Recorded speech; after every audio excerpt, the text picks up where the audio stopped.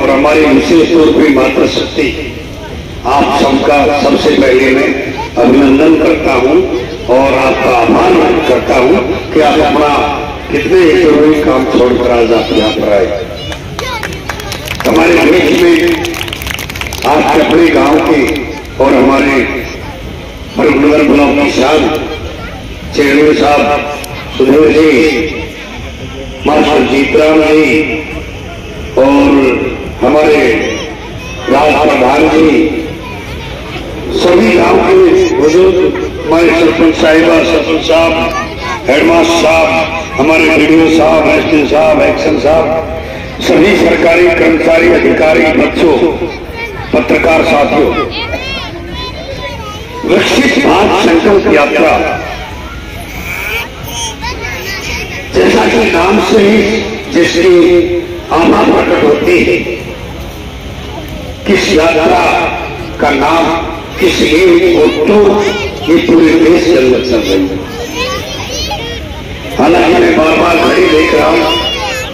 क्योंकि दूसरी जो यात्रा है वो सैयद साहपुर में है आज, और 1 बजे तक का समय होता है, तो जैसे तैसे करके 1 बजे वहां हर हाल में पहुंचना पड़ेगा ताकि हम दूसरे तो कुछ खराब एक तो और थोड़ा जो रह गया है उसको सुधीर जी और मास्टर और हमारे सुधीर जी दिलाएंगे। कार्यक्रम समापन के बाद जनप्रतिनिधि अगर हमारे सेक्रेटरी नहीं होती तो हमारे सरपंच साहब भी को दिला सकते थे। और दूसरा, जैसा कि मैं कह रहा था, विकसित भारत संकल्प यात्रा 2047, जब देश की आजादी को 2047 में 100 साल हो, हम देश की आजादी का पर्व मनाए कि आज हमारे देश की आजाद हुए 100 साल हो गए, हम रहे या ना रहे, हमारी ये जनरेशन जो आज मंच पर है, इनके विशेष तौर पर इसलिए बुलाया जाता है कि जब देश की आजादी को 100 साल हो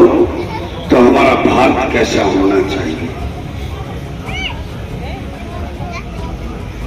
सदियों हमारा देश पहले मुसलमानों का गुलाम रहा कई 100 वर्षों तक, और फिर कई 100 सालों तक अंग्रेजों का गुलाम रहा। आजादी के बाद भी हालात, भारत का संविधान लागू होने के बावजूद जो परिकल्पना हमारे आजादी के रण बागों ने की, जो परिकल्पना संविधान के निर्माताओं ने की, उस भारत के विकसित भारत जो पहले पूरी दुनिया के अंदर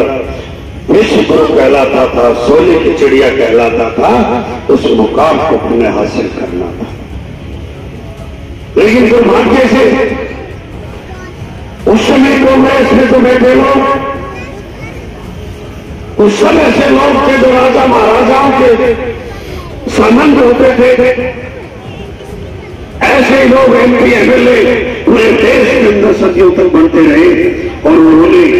कभी आम हिस्सेदारी की बात नहीं। जब अटल बिहारी वाजपेयी इस देश के पहले प्रधानमंत्री बने तो उन्होंने एक विकसित भारत,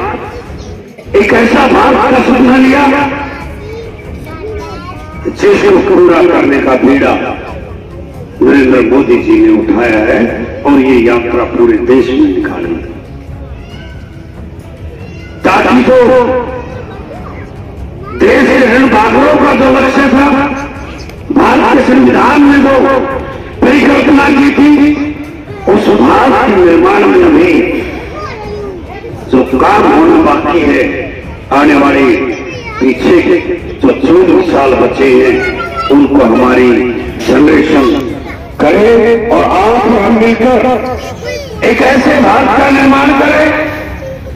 जिस भारत के अंदर कोई गरीब ना हो, जिस भारत के अंदर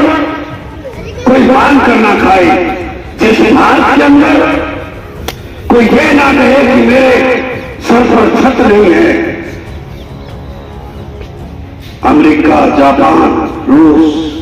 ब्रिटेन विकसित राष्ट्र है, लेकिन भारत अभी विकसित राष्ट्र होने के लिए संघर्ष में प्राप्त है, विकासशील है। उस नजर से बाहर निकालना यही हमारे देश को सच्ची नमन है। यही माटी का जो हमने अन्न है, जो हमने खून पानी है, उस लक्ष्य को प्राप्त करना है। ये प्रत्येक भारतीय का